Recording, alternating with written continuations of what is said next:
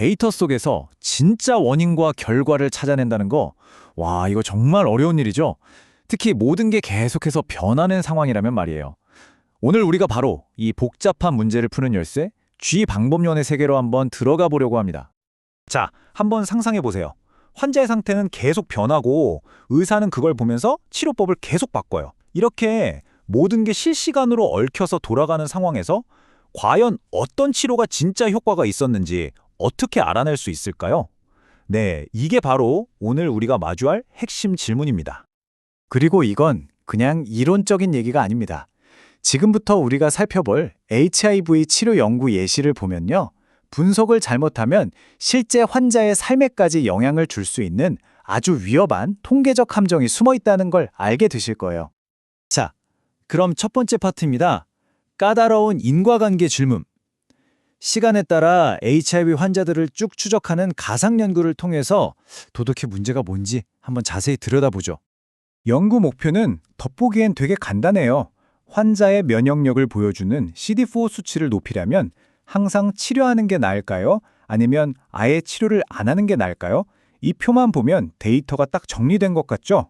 하지만 사실 이 안에는 치료를 결정하는 데 영향을 미친 수많은 변수들이 아주 복잡하게 뒤엉켜 있습니다.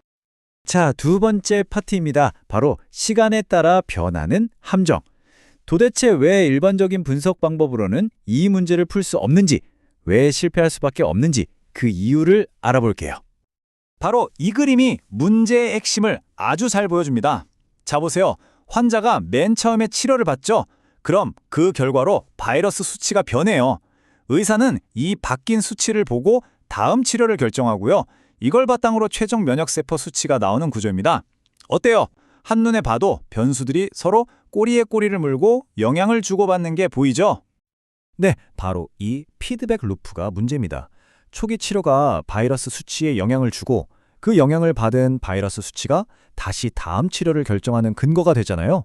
그러니까 원인이 결과가 되고 그 결과가 다시 원인이 되는 이 끊을 수 없는 고리가 분석을 완전히 엉망으로 만들어버리는 거죠.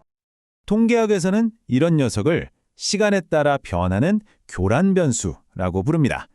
이름이 좀 어렵죠? 쉽게 말해서 중간에 딱 끼어들어서 판을 흔들어버리는 중간 보스 같은 거예요. 이 바이러스 수치가 과거 치료의 성적표 역할도 하면서 동시에 미래 치료의 지침서 역할까지 해버리니까 인과관계가 완전히 엉켜버리는 겁니다. 그럼 이 함정에 빠지면 어떻게 되냐고요? 만약에 우리가 흔히 쓰는 통계 방법으로 에이, 그냥 바이러스 수치 효과만 쏙 빼고 계산하면 되는 거 아니야? 라고 단순하게 생각하면요. 오히려 더 큰일이 납니다. 없던 관계가 막 있는 것처럼 보이게 만들거나 아니면 진짜 효과를 아예 가려버릴 수도 있거든요. 자, 그럼 세 번째 파트, 새로운 통계 도구 상자입니다. 이렇게 교활한 함정을 피하기 위해서 통계학자 제임스 로빈스가 개발한 아주 특별한 도구들이 있거든요. 바로 이 G 방법론을 한번 열어볼 시간입니다. 이 도구 상자를 열어보면요. 크게 세 가지 도구가 들어있습니다. G 포뮬러, 주변 구조 모델, 그리고 구조적 중첩 모델. 와, 이름은 좀 복잡해 보이죠? 하지만 걱정 마세요. 이 세 가지 모두 목표는 딱 하나입니다. 바로 아까 말했던 그 시간에 따라 변하는 함정을 정면으로 돌파하는 거죠. G 방법론이 하려는 일이 뭐냐? 한마디로 이거예요. 이미 벌어져서 복잡하게 얽혀버린 현실의 데이터를 가지고 와서요. 마치 우리가 신이 된 것처럼 모든 조건에 완벽하게 통제해서 실험을 다시 한 것처럼 그 결과를 통계적으로 재구성해내는 겁니다. 정말 대단하죠? 네 번째 파트에서는 이 방법들이 부리는 마법을 살짝 엿보겠습니다. 데이터에 가중치를 줘서 마치 완전히 새로운 인구 집단을 만들어내는 것 같은 유사 모집단이라는 기발한 아이디어. 어떻게 이게 가능한지 한번 살펴볼게요. 그 마법의 이름 중 하나가 바로 역확률 가중법이라는 건데요. 아이디어는 아주 기발하면서도 직관적이에요. 문제가 되는 그 연결고리 있잖아요.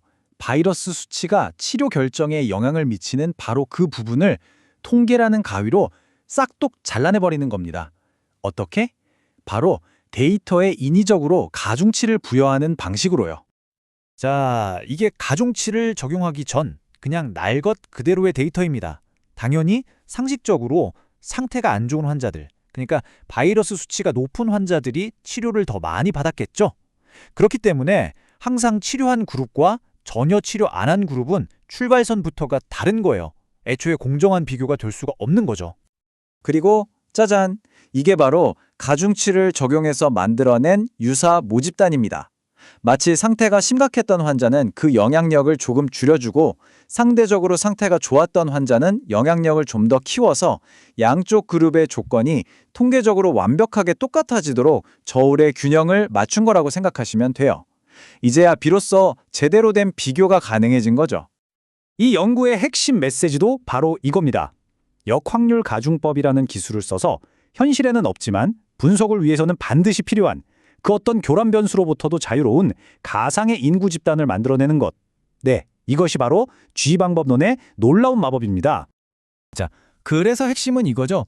이렇게까지 복잡한 과정을 거쳤는데 과연 결과가 달라졌을까요? 일반적인 방법과 GH 방법론, 그 결과를 한번 직접 비교해 보시죠. 정말 극적인 순간입니다. 자, 왼쪽을 보세요. 일반적인 방법들이 내놓은 결과들인데 60.9, 42.6, 27.1 그야말로 중구난방이죠. 뭐가 진짜인지 알 수가 없어요.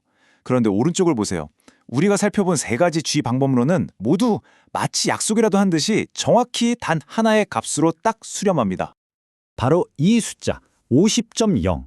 이것이 바로 G방법론이 그 모든 혼란 속에서 찾아낸 치료의 진짜 평균 인과 효과입니다.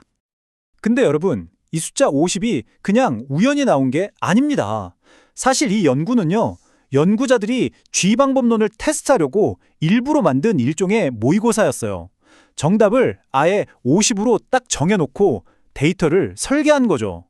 다른 수많은 방법들이 오답을 써낼 때 오직 G방법론만이 정확하게 정답을 맞힌 겁니다. 그 강력함이 제대로 증명된 순간이죠. 그렇다면 이게 단지 HIV 연구에만 해당하는 얘기일까요?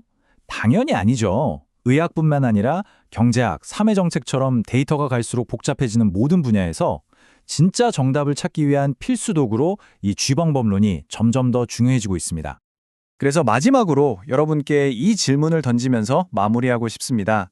이렇게 복잡하고 끊임없이 변화하는 데이터의 세상 속에서 우리가 매일 마주하는 수많은 분석과 주장들, 과연 그것들은 진실을 찾기 위한 올바른 도구를 사용한 결과일까요? 이제 우리에겐 적어도 그것을 의심하고 질문할 힘이 생겼습니다.